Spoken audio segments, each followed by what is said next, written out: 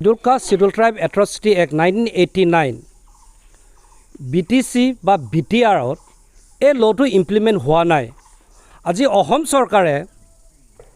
কি Guinness book record কৰিবৰ কাৰণে নাচিবৰ কাৰণে 100 crore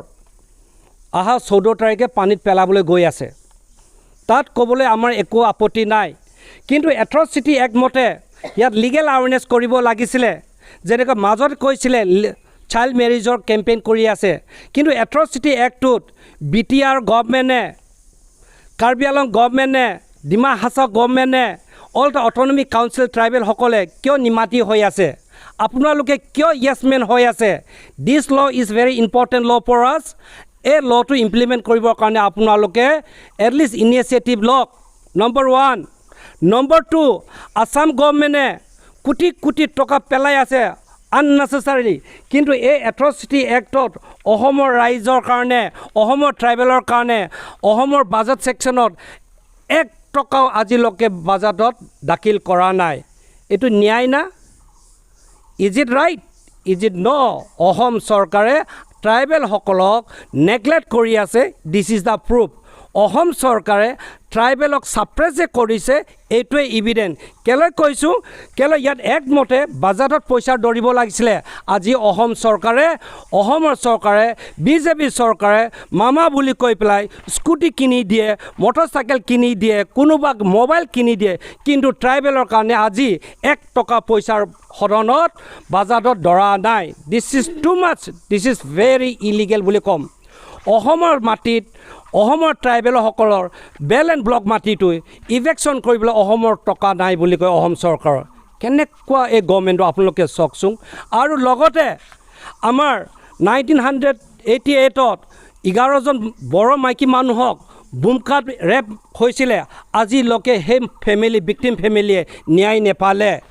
ন্যায় হেতু কাৰণে নেপালে টকা 10,000 20,000 টকা দি পেলাই তেখেতসকলে কম্পেনসেশ্যন দিলে কিন্তু আসাম পুলিচক যিসকল একিউজ পুলিচ আছিলে আসাম পুলিচ তেখেতসকলক কিন্তু অসম চৰকাৰে আজিলৈকে এৰেষ্ট নকৰিলে তাৰ মানে কি বুজায় তাৰ মানে ট্ৰাইবেল মানুহক জাষ্টিস ডিনাইটো সদায় কৰি আছে সিমিলাৰলি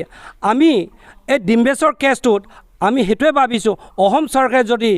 আনফেয়াৰ কৰে যদি বায়াস হয় তেতিয়া আমি ট্ৰাইবেলে হয়তো আমি ন্যায় নেপাব পাৰোঁ সেইকাৰণে আমি অনুৰোধ কৰিম অসম চৰকাৰক যে আপোনালোকে আমাক যিমানে ডিছক্ৰিমিনেট কৰিব